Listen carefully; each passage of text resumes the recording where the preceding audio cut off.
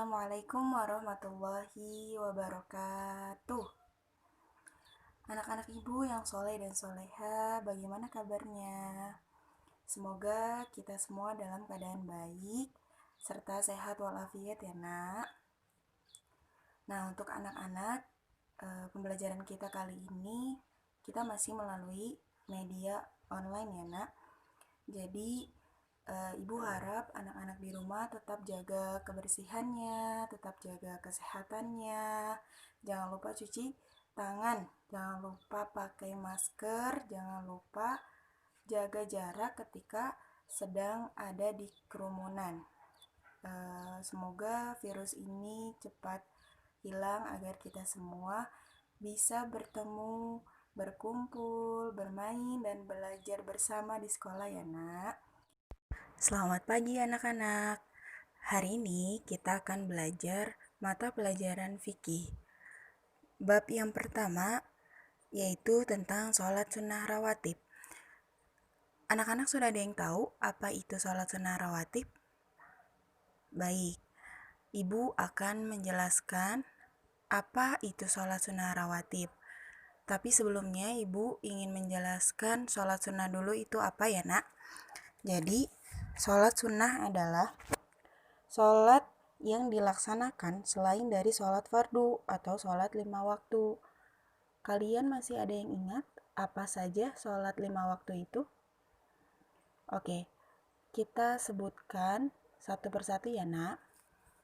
Yang pertama, ada sholat subuh. Sholat subuh jumlah rakaatnya 2. Yang kedua, sholat zuhur. Sholat zuhur jumlah rakaatnya 4. Yang ketiga, sholat asar. Sholat asar jumlah rakaatnya ada 4. Yang keempat, sholat maghrib. Sholat maghrib jumlah rakaatnya ada 3.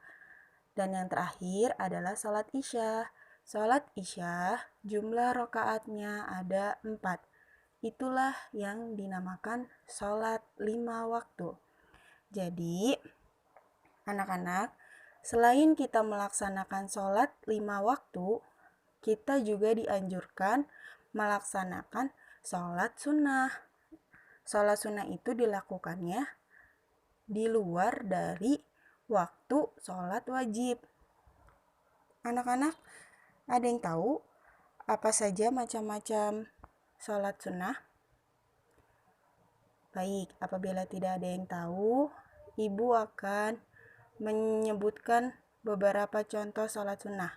Yang pertama, sholat sunnah duha. Nah, sholat sunnah duha ini biasanya dilakukan pada pagi hari. Sama seperti ketika kita sekolah. Sebelum melakukan pembelajaran, kita melaksanakan sholat duha pada pagi hari di masjid ya nak. Yang kedua, sholat tahajud. Sholat tahajud biasanya dilaksanakan pada malam hari. Biasanya orang-orang melaksanakan sholat tahajud itu ketika ia bangun tidur di saat sepertiga malam sampai sebelum azan subuh. Dan yang ketiga ada namanya sholat sunnah rawatib. Nah, yang ini yang akan kita bahas kali ini ya nak. Jadi, sholat sunnah rawatib itu sholat sunnah yang dikerjakan sebelum atau sesudah sholat fardu. Hukum melaksanakan sholat sunnah rawatib adalah sunnah. Apa itu sunnah? Sunnah itu apabila kita melaksanakannya mendapat pahala, dan jika tidak dilaksanakan kita tidak berdosa. Jadi sholat sunnah ini kalau kita melaksanakannya kita akan dapat pahala nak.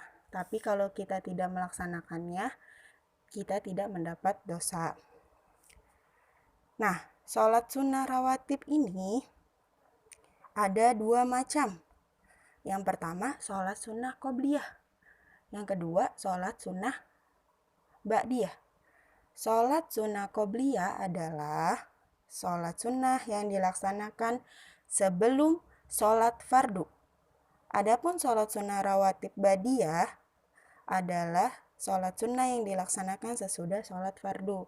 Jadi perlu diingat ya nak, kalau sholat sunnah rawatib qobliyah itu dilaksanakan sebelum sholat fardu.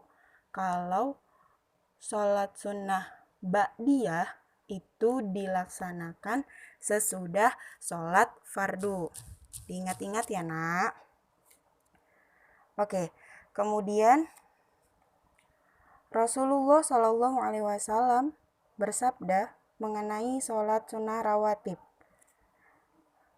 Dalam hadis lain yang dituturkan oleh Ummu Habibah Ummul Mukminin radhiyallahu anha, Rasulullah Shallallahu Alaihi Wasallam bersabda, "Man sabara ala thintai asyarata rakaatan minas sunnati banallahu lahu baitan fil jannati arba'i raka'atin qabla zuhari wa raka'ataini ba'daha wa raka'ataini ba'dal maghribi wa raka'ataini ba'dal isya'i wa raka'ataini qabla al-fajri." Yang artinya, barang siapa merutinkan sholat sunnah 12 rakaat dalam sehari, maka Allah akan membangunkan bagi dia sebuah rumah di surga. 12 rakaat tersebut adalah 4 rakaat sebelum zuhur, 2 rakaat setelah zuhur, 2 rakaat setelah maghrib, 2 rakaat setelah isya, dan 2 rakaat sebelum subuh. Hadis riwayat Tirmizi. Jadi berdasarkan hadis tersebut, jumlah sholat sunnah rawatib itu ada 12 rakaat, yaitu sebagai berikut. Yang pertama, kita ulang lagi ya nak. Yang pertama, 4 rakaat sebelum sholat zuhur. Yang kedua, 2 rakaat setelah sholat zuhur. Yang ketiga, 2 rakaat setelah sholat maghrib. Yang keempat, 2 rakaat setelah sholat isya. Dan yang terakhir, 2 rakaat sebelum sholat subuh. Baik anak-anak, sekian pembelajaran kita pada hari ini. Semoga anak-anak dapat memahami apa yang Ibu sampaikan. Wassalamualaikum warahmatullahi wabarakatuh.